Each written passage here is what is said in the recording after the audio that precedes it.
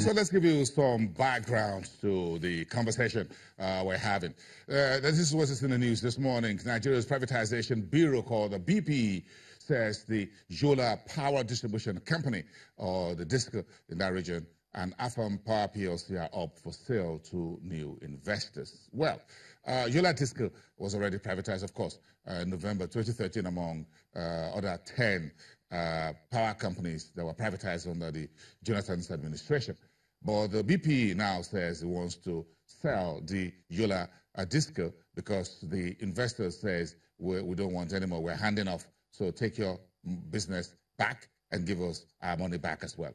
So, but the BP is here to refund the core investors $146.8 million, which they paid for 51% equity for the Yola facility.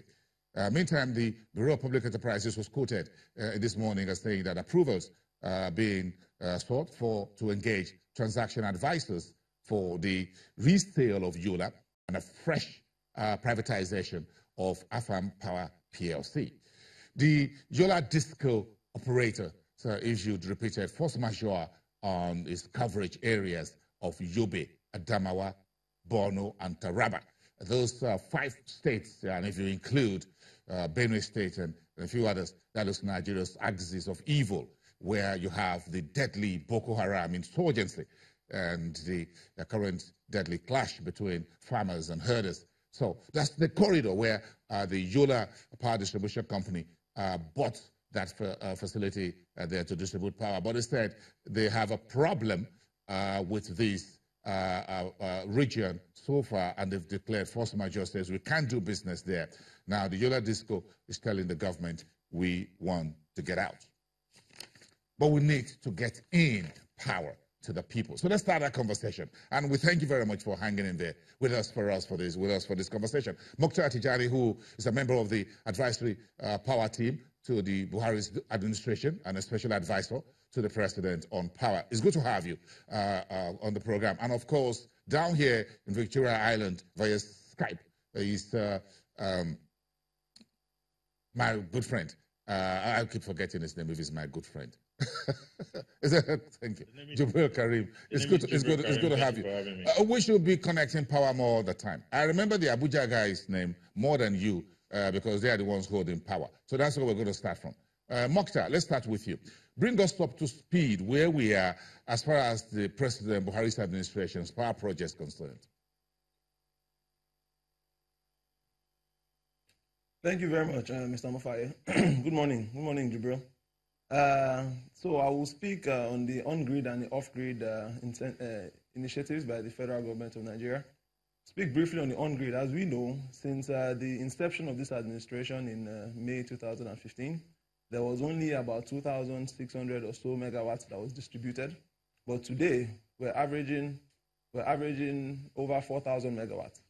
This has been done by sheer hard work by the ministries involved in coordinating the power sector. There have been various interventions, financial and technical interventions that has led to this incremental power being delivered to Nigerians. The financial interventions are giving the generation companies confidence to invest more and expand their capacity to deliver more power to Nigerians. The distribution companies are also doing the same. The transmission company, as we know, has expanded its capacity from 5,000 to about 7,000 megawatts today. There's about odd 2,000 megawatts that the Honorable Minister of Power Works and Housing is working diligently to see how we can distribute, as the distribution companies are unable to take that excess 2,000 megawatts. Now, going off-grid, which is where we have a lot of impact, quick impact to SMEs, etc. So the off-grid strategy of the President Muhammad Buhari administration has a handful of initiatives. There are about 5 of them. The energizing economies, energizing education, there are the mini grids, there's the beyond the grid, which utilizes solar home systems, and there's also an energy database. In line with the economic recovery and growth plan, which seeks to leverage the power of the private sector and also unlock issues with growth of SMEs, the Energizing Economies program seeks to take power directly to economic clusters, off-grid economic clusters, to ensure improvement in growth of these SMEs. So these are the 5 various off-grid incentives for the administration being implemented by the Rural Electrification Agency.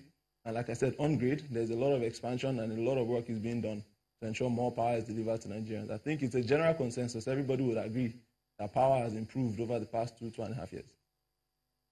Well, thank you very much for giving us that tune off that conversation for us and giving us a bit of a very brief statement of where we are on grid and off grid. Jibril, let's bring you in on this. What do you consider as the state of on grid power as we speak right now of the administration? Well, I can't really, I don't really have any ground to disprove anything that Mukhtar talked about in terms of increasing the volume of electricity generated. Of course, it has increased from when they took over in 2015 up to now. However, it has not been at the pace that was anticipated. And that being said, I think the most important factor that has not really worked out well for me is that the focus has so much been on short-term sustainability as against long-term sustainability. And what do I mean by this? What I mean by this is that if you look at the entire industry, the administration, whether in 2019 or 2023, we eventually depart. What you want to build is an industry that is sustainable in the long run. So what we have now is that the power sector as it is today is not self-sustaining. And this has translated to different issues in the power sector. That means government have to step in at different time in terms of subsidizing consumers and also directly involving themselves in projects. So what we have is a situation where the industry on its own cannot stand alone and operate without interference from government in offering all these subsidies that I discussed earlier. So for me, I do think, yes, work has been done in terms of transmission. Transmission grid capacity has increased from the 4,500, 5,000 level it used to be to about 7,000 as it has stated. Of course, our available capacity has always been above the current generation level, but has not been properly utilized. Of course, our available capacity has also increased and utilization has increased a little bit. But another factor that has always plagued the industry still continues in terms of maximizing the available capacity. If you look at capacity utilization today and the constraints that gas brings to generation that is available, that is being utilized today, is still very high.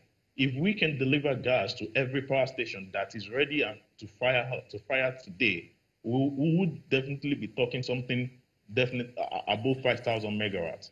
But that is not there. So we have to have a more comprehensive reform that is built towards a long-term solution as against claiming short-term victory of moving to 4,500 or getting closer to 5,000 megawatts. That's not the end goal. The end goal is to have a sustainable power system, a sustainable power system that can survive beyond the administration.